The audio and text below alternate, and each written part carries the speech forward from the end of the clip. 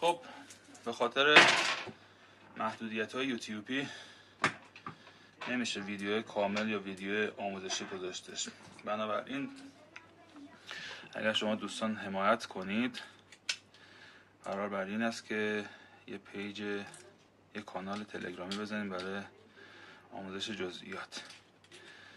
ببینید البته در مورد اینا باید بگم که باید اینجا همه سنباده بخوره که راحت انتقال پیدا کنه، یعنی تو اون چارتی که انتقال میده.